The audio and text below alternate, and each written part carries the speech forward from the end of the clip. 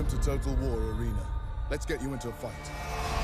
So we've come to Horsham and we're at Creative Assembly's office, and Jan's here and he's going to tell us a little bit more about Total War Arena, the free-to-play multiplayer branch of the Total War series. Yeah. You've been out, not fully out, but you've been out in beta, public beta for a while. Mm-hmm. What's happened since launch? For people who maybe haven't tried the game yet, kind of give us the game in a nutshell. Well, I mean, so much. We launched in the first launch we had was a very limited, very small launch last year. No, the year before last by now, in November, where we had about 400 people of our most core community people playing the game, giving us feedback. And then we got a lot of feedback, took the game offline for about 3 months. And then we came back in March last year. And since then, we've massively grown the great game. We've got many more players now.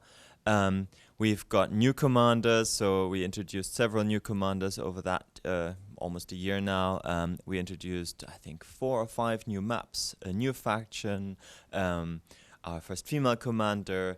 We fixed a lot of bugs. We added new units, reworked the progression. The list is endless.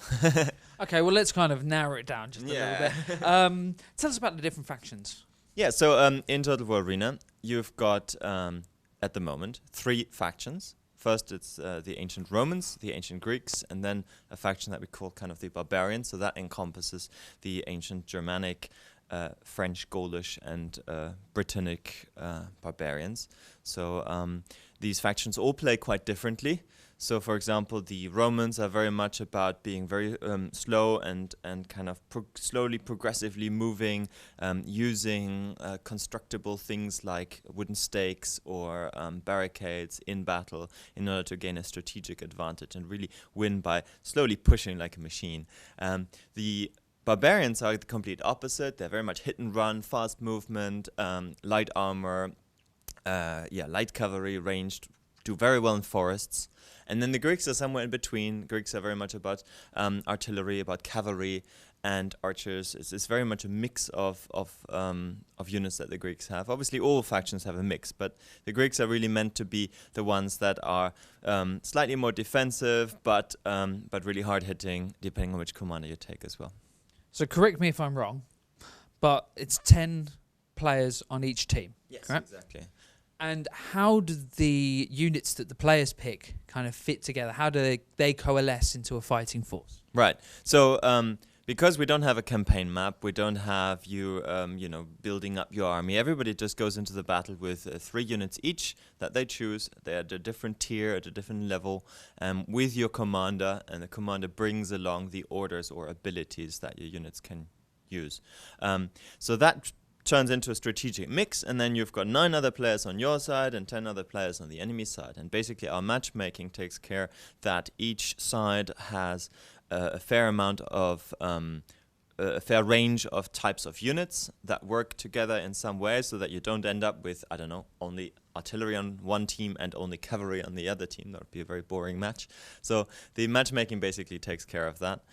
Players can also enter the game as a party, as a group, where they may have set strategies that they want to do together with up to 4 people. So we have a few clans, especially in the high end of the game, where they've got strategies that they've worked out that are really strong, and they come in, and even if they have lower tier units than their enemies, they can dominate the battle. And again, our matchmaking does its best to make sure that if there's a strong party on one side, we get a strong party on the other side. Why 4? What was it that kind of drew you to kind of capping the amount of players that could party up together at 4? So in a random game, which we have at the moment, that's purely match-made, 4 people is a group that is strong enough to make a difference in the battle, but it's not necessarily going to dominate the battle. Yeah, they can still lose if they play badly. Larger groups, 5 would already be half of a team. So if you had 2 groups of 5 versus smaller groups on the other side, they would have an unfair advantage. So we wanted to make sure that in each team, there's always space for a few random people who are not part of a group who basically balance it out. Okay, so you've got different armies made up of different players with different units. How do the players coordinate themselves? Because not everybody's going to be. Mhm. Some people will be lone wolfing it. Mhm. How do you kind of? What's the kind of the pre-match routine for kind of people having their orders and knowing what role that they should fulfill on the battlefield? Because obviously, with any kind of large-scale battle, everybody knowing what they're doing is a key part of that. Yeah, so we have several features here, and we're still doing work on that because there's more required, so that's not complete yet. But where we're at the moment is when you set up the battle, when the battle starts, you have about 30 to 60 seconds where you can choose where you're going to deploy your troops, kind of similar to a traditional Total War battle. And in that deployment screen, you can draw on the map, you can chat, you can you can see who's deployed where, so that you can choose strategically. I don't know, I'm an archer, I'm gonna deploy next to these infantry guys because they can protect me, this kind of thing.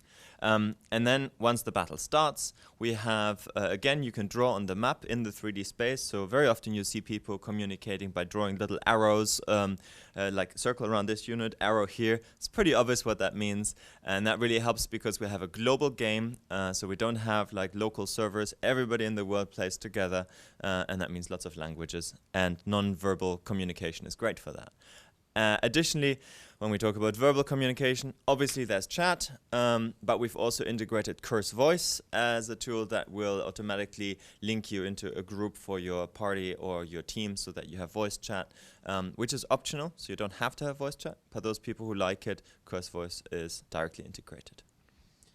One of the things that I'm most interested to hear is how you're balancing individual player progression with kind of overall game balance, and people kind of nurturing their own kind of units and stuff, because there's a tech tree and there's things that people can kind of unlock over time. Well, basically, first of all, the individual progression is very individual because the matchmaking takes care of making sure that you play with people on a similar level. So even if you progress faster than somebody else, it doesn't mean you have an advantage. It means you start playing against stronger enemies sooner. And then in terms of the personal progression, we've made it so that basically with the current content that we have, players can play for a long time. They don't run out of content quickly, but at the same time they hopefully always have a sense of progression. So this is something we keep fine-tuning. We don't think we've got it perfectly right yet. And it's always the balance between letting players run out of content too quickly, i.e. faster than we can produce, or having the progression too slow so that players start getting bored at some time. Yeah, that's actually quite hard to balance, and we keep working on it. From our data, we think it's quite good, but we can see there are certain points where we need to improve, where we need to push up, say, players continuing from tier 6 to play. At the moment, there's a bit of a drop, so we keep working on. We have multiple things in the plans. We've just had an update a few weeks ago. We have another update next week where we push changes out to improve, and then we always measure how have these changes impacted retention and players going through the game, and then we look at the feedback and the forums and take that into consideration to make our next steps. So that's one of the biggest differences actually that we have with Total Arena compared to classic Total War. Because we're an online service, we listen very much to the community. We patch very frequently. We've had over 14 patches in the year that we've been out. So yeah, we've really taken on board the game as a service mentality. It's a kind of a catchphrase, isn't it? But for us, it really means, yeah, we need to act upon what the community needs because it's a free-to-play game, and free-to-play games only work if the community love them.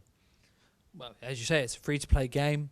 How? I mean, obviously you're monetizing it somehow. Can you explain a little bit how that works? Because obviously it's my understanding that it's not a pay-to-win. It's more about cosmetic things that people can spend their money on and maybe kind of boosting their XP and things like that. Is that correct? Yeah, pretty much. So it's not just cosmetic. We have currently only one thing that's truly cosmetic, two things that are truly cosmetic. So you can have cosmetic items. At the moment, we're not offering any for sale. They've only been sold through the Humble Bundle and other special promotions.